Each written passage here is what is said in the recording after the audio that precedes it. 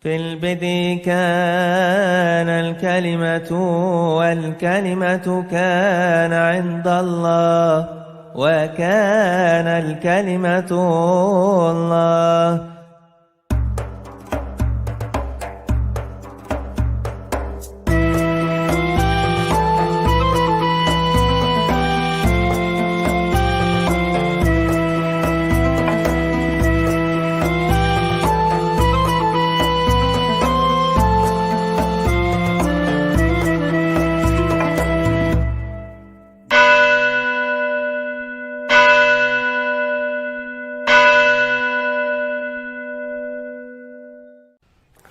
Shalom Aleichem Beshem Hamashiach.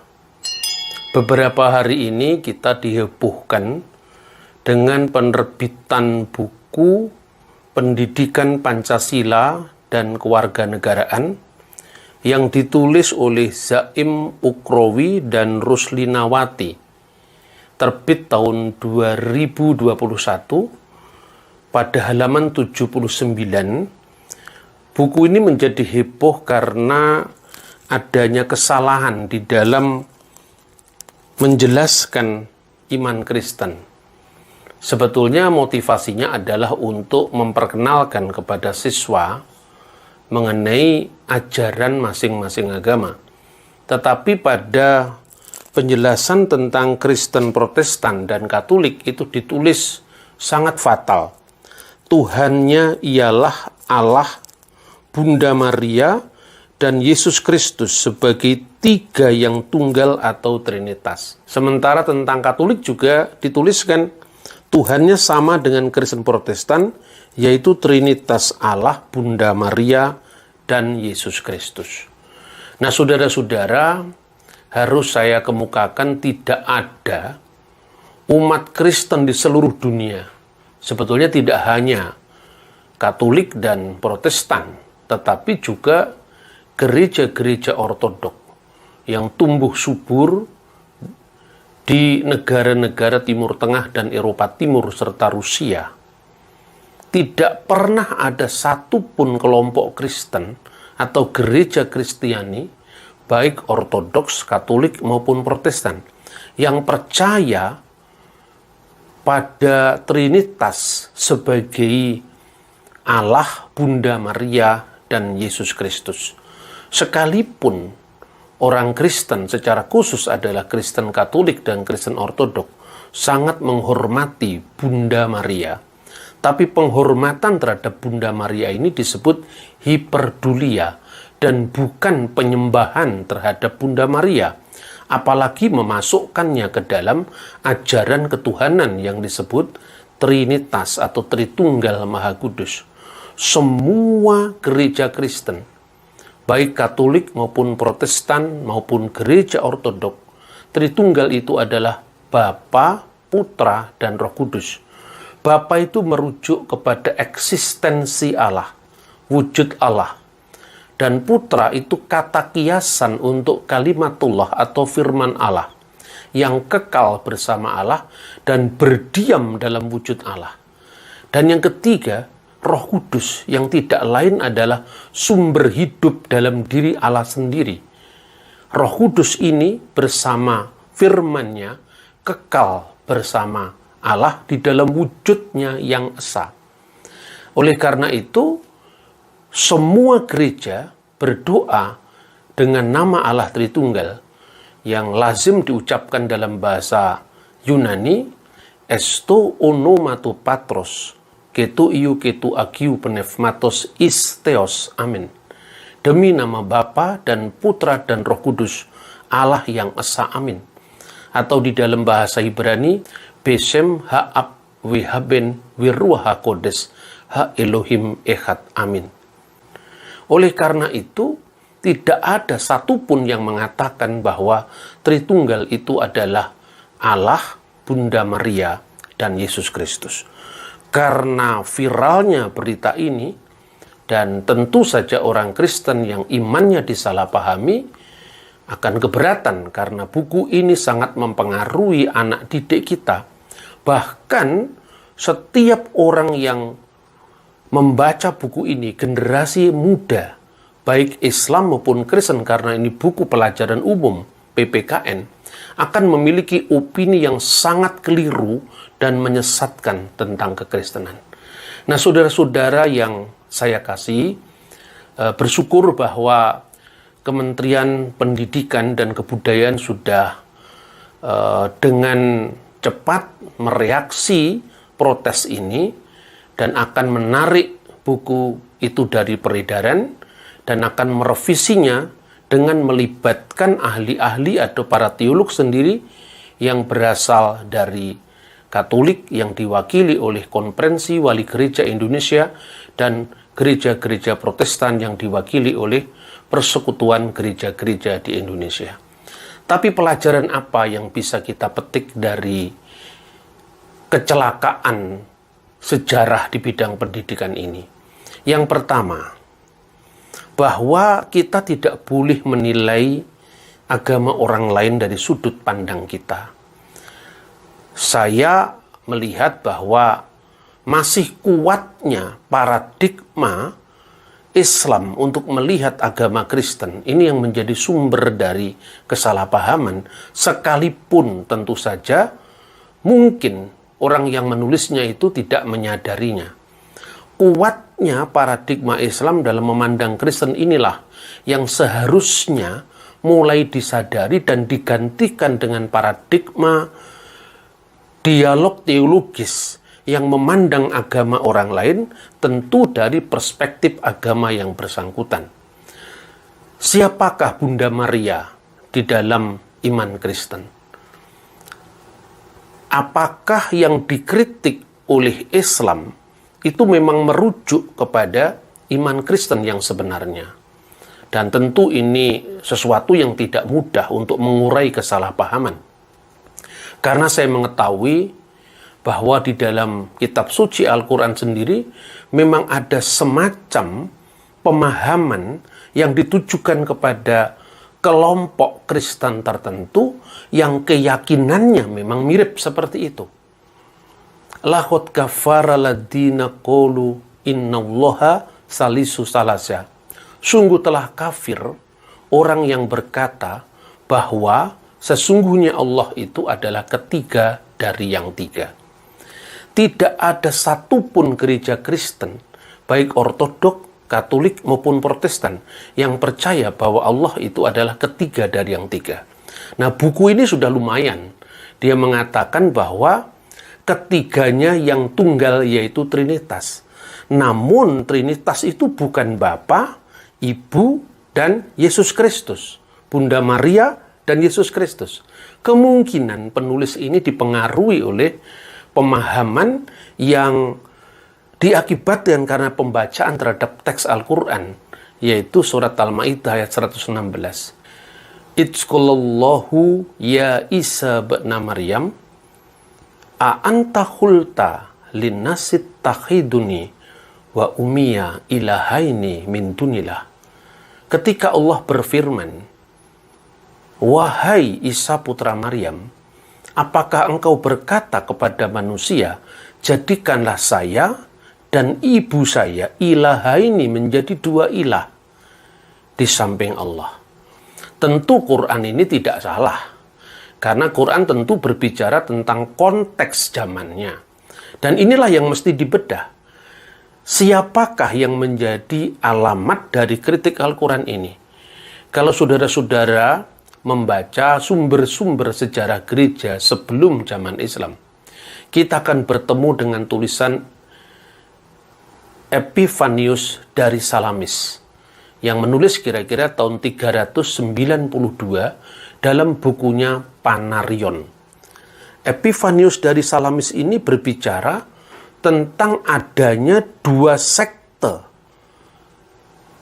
heretik Kristen atau sekte sesat Kristen yang di satu pihak memuliakan Bunda Maria berlebihan sampai mengangkatnya ke tingkat dewi, dan satunya kelompok sesat lain yang sama sekali membuang dan tidak menghormati Bunda Maria. Kelompok yang tidak menghormati Bunda Maria itu namanya sekte anti-Diko Maria Mitos. Sekte ini membuang sama sekali Maria di dalam percakapan teologis maupun dalam keyakinan mereka. Kebalikannya, di dalam buku yang sama, khususnya pada bab yang ke-79, dia mengatakan bahwa waktu itu ada sebuah sekte sesat Kristen yang percaya bahwa Bunda Maria itu sebagai dewi yang harus dipuja dan disembah. Lah, inilah yang dikatakan oleh Epifanius dari Salamis, sebuah sekte ini yang tumbuh subur di negara-negara Arab. Dia menyebut ada wanita-wanita, tines gunaikes ekesi enti Arabia, apoton merontis tratis, yaitu wanita-wanita Arab yang mengajarkan ajaran ganjil di kota Trakis atau Trasia. Bagaimana ajaran ganjil itu? Mereka membuat gerobak yang dihiasi dengan begitu indahnya, lalu meletakkan sebuah roti persembahan yang dalam bahasa Yunani dikenal koliridia. Maka sekte ini disebut koliridianisme. Nah, koliridianisme itu mempercayai bahwa Maria harus disembah. Apa tanggapan orang Kristen seperti Santo Epifanius dari Salamis? Dia dengan tegas mengatakan, "Entibi estu Maria." Kita harus menghormati Bunda Maria. Hodi pater ke ios ke agion pneuma. Tetapi hanyalah Bapa, Putra, dan Roh Kudus, proskunisto, yang harus disembah. Tin Maria mideis proskunetu, dan bukan Maria yang harus disembah. Jadi clear bahwa Bunda Maria sama sekali tidak boleh disembah. Dan yang dikatakan oleh Santo Epifanius dari Salamis ini adalah sekte yang ganjil dan sesat. Mereka mempersembahkan korban berupa roti gulung atas nama sang perawan yang kemudian wanita-wanita itu mengambil bagian dalam ritus itu. Nah, saudara-saudara, tentu banyak sekali tafsir-tafsir Al-Quran yang mendukung pandangan seolah-olah bahwa memang ada penyembahan Maria. Tetapi Maria itu seolah-olah ditempatkan sejajar dengan Tuhan, dan itu tidak pernah terjadi. Tetapi ada sebuah tafsir yang ditulis di dalam nada hormat, sekalipun kita memang berbeda, yaitu tafsir Al-Qasimi, yang mengatakan bahwa apa yang dikritik Al-Quran ini bukan Trinitas Kristen, sebagaimana pemahaman Kristiani Ortodoks bahwa Bapa, Putra, dan Roh Kudus adalah Allah yang esa. Sehingga kita semua berdoa dengan Bismillah walibni warahil kudus al-ilahu wahid. Amin. Demi nama Bapa, Putra, dan Roh Kudus itu adalah Allah yang esa. Amin. Tetapi sebuah sekte yang oleh tafsir Al-Qasimi disebut sebagai sekte Maryamiun, sekte penyembah Maryam. Nah, mungkin karena latar belakang pemahaman sejumlah tafsir Quran atau pandangan-pandangan tradisional dari umat Islam yang mendorong Jaim Ukrawi dan Ruslinawati itu tanpa cross-check terhadap kekristenan, yang sebenarnya lalu memprabayangkan bahwa itulah ajaran Kristen yang sesungguhnya. Nah, siapakah Maria di dalam konteks iman Kristiani? Sebetulnya penghormatan terhadap Bunda Maria itu paralel dengan penghormatan umat Islam terhadap Muhammad. Maaf, saya tidak menyamakan. Tetapi inilah metode paralelisasi di dalam perbandingan agama, seperti yang dahulu diperjuangkan oleh Profesor Muktiali, bahkan sampai sekarang berkembang di sekolah-sekolah Islam, UIN maupun di STT, bahwa sesungguhnya dalam iman Kristen, ini dicatat juga dalam bukunya Sayyid Husin Nasir, dalam buku yang sudah pernah diterjemahkan oleh Gus Dur yang berjudul Islam Antara Cita dan Fakta. Kalau di dalam Islam, firman Allah itu turun atau nuzul menjadi kitab suci Al-Quran. Dan penerimanya adalah Muhammad. Begitu juga di dalam iman Kristen. Karena dalam iman Kristen, kata Sayyid Husain Nasir, bukan firman menjadi kitab Injil. Nah, ini kesalahan juga, makanya dikatakan kitabnya adalah kitab Injil. Kekristenan kitabnya bukan hanya Injil. Injil itu hanya bagian dari perjanjian baru, yaitu Matius, Markus, Lukas, Yohanes. Di perjanjian baru itu ada kisah para rasul, ada surat-surat Katolik, ada surat-surat Rasul Paulus, ada kitab Wahyu. Plus perjanjian lama yang diwarisi dari umat Yahudi. Karena kekristenan memang muncul dari rahim keyahudian yang dikenal dengan kitab Tanakh. Yang oleh orang Kristen karena pemahaman imannya bahwa Mesias itu sudah datang. Dan zamannya Mesias itu akan membarui perjanjian. Tuhan membarui perjanjian dengan umat Israel dan umat Yehuda sesuai dengan nubuat dalam kitab Yeremia pasal 31 ayat 31 yang disebut perjanjian baru, Brit Hadasah. Dan yang lama yang disebut Tanakh termasuk Torah, kitab nabi-nabi dan Ketubim. Itu disebut perjanjian lama karena perjanjian baru sudah datang. Nah, seanalog dengan itulah orang Kristen memahami bukan firman menjadi kitab. Orang Yahudi sendiri mengatakan, Dibre Torah Bileson Bini Adam. Kitab Torah itu berbicara dalam bahasa manusia. Begitu juga kitab Injil. Kita tidak mengenal pewahyuan yang secara langsung diberikan malaikat Jibril kepada nabi-nabi. Nah, mungkin dalam pemahaman Islam seperti ini, Nabi Musa menerima Taurat, Nabi Daud menerima Zabur, Nabi Isa menerima Injil, dan Nabi Muhammad menerima Al-Quran. Dalam pemahaman Islam seperti ini, kemudian penulis memahami orang Kristen seperti pemahamannya tentang agamanya. Dan tentu ini kalau dibiarkan menjadi sebuah bentuk imperialisme doktriner yang menilai agama orang lain dari perspektif agamanya.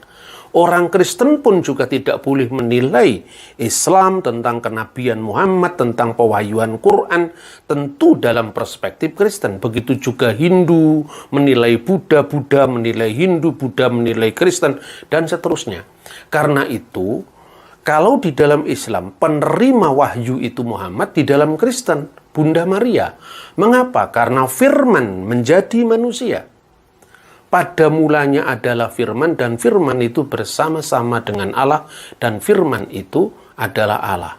Firman dalam iman Kristen itu bukan sekedar kalam secara verbal, tetapi hipostasis ilahi yang berdiam kekal dalam wujud Allah. Melalui hipostasis ilahi itu, Allah menciptakan dengan penuh kuasa, dengan sabdanya, dengan kehendaknya. Sedangkan melalui Roh Kudusnya yang ada dalam diri Allah itu, maka Allah itu bisa berbicara, mendengar, dan berbicara dan mendengar itu sifat orang hidup. Dan sifat hidup itu tentu ada roh dalam dirinya. Inilah pemahaman iman Kristen. Dan ini dibedakan dengan wujud Kristus yang datang ke dunia. Kemanusiaan Yesus itu bukan Allah. Makanya dia berdoa, Eli, Eli lama sabachthani. Makanya dia berkata, Bapa lebih besar daripada aku. Tentu ini merujuk kepada kemanusiaan Yesus. Seanalog ketika umat Islam memahami ada Quran yang kekal dan ada Quran dalam bentuk lafaz bahasa Arab yang temporal, yang bisa rusak. Begitu juga ketika Yesus menjadi manusia, dia yang dibunuh dalam keadaannya sebagai manusia. Tentu Allah tidak bisa mati. Jangankan mati, Allah itu dalam wujud kekalnya dilihat saja tidak bisa. Tidak seorang pun pernah melihat Allah. Tetapi anak tunggal yang di pangkuan Bapa itu artinya firman Allah yang kekal. Dialah yang menyatakan siapa Allah. Sehingga yang tidak kelihatan menjadi kelihatan dalam wujud manusia sempurna, yaitu Yesus Kristus. Kemanusiaannya tetap terbedakan dengan keilahiannya. Makanya penerima firman yang menjadi manusia itu adalah Bunda Maria. Kalau Muhammad diberikan salam, Bunda Maria pun diberikan salam. Umat Islam juga bersolawat kepada Nabi, maka dalam Kristen, Bunda Maria bersolawat kepada umatnya. Sekalipun ungkapan-ungkapan itu yang dipakai itu mirip dan sama, tentu perbedaan ini tidak bisa dipukul rata dan disamakan begitu saja. Orang Kristen sangat menghormati Bunda Maria, seperti yang dikatakan oleh Epifanius dari Salamis. Karena itu orang Kristen purba, orang Kristen kuno memberikan salam pada Bunda Maria. Kalau Anda mendengar di gereja Maroni, di gereja Syriak, itu pujian yang sangat indah sekali, di mana kita menghormati Bunda Maria, yang dikatakan sebagai walidat al-ilah, artinya dia yang memberi lahir kepada firman yang menjadi manusia. Maka kepadanya diberikan salam. Salamu alaik ya Maryam, memtali'atan nikmatan ar-Rabbu ma'aki, mubarakati anti finisai, wa mubarakatun samaratun batniki Yasu al-Masih, ya Maryam al-Khatisah, ya walidatal ilah, soli li ajlina al-ana wa fisaati mautina. Inilah salam Maria dalam bahasa Arab. Tentu Anda sudah paham semua artinya.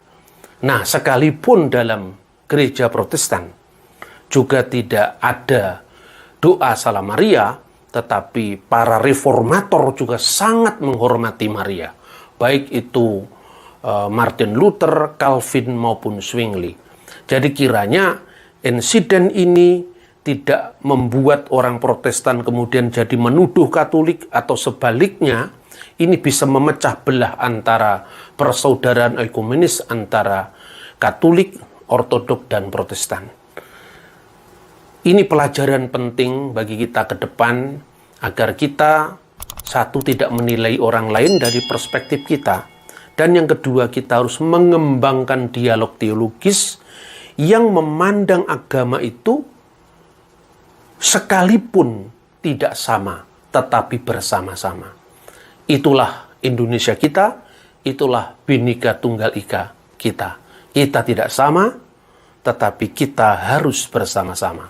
Salam Pancasila. Salam alaikum bismillahirrahmanirrahim.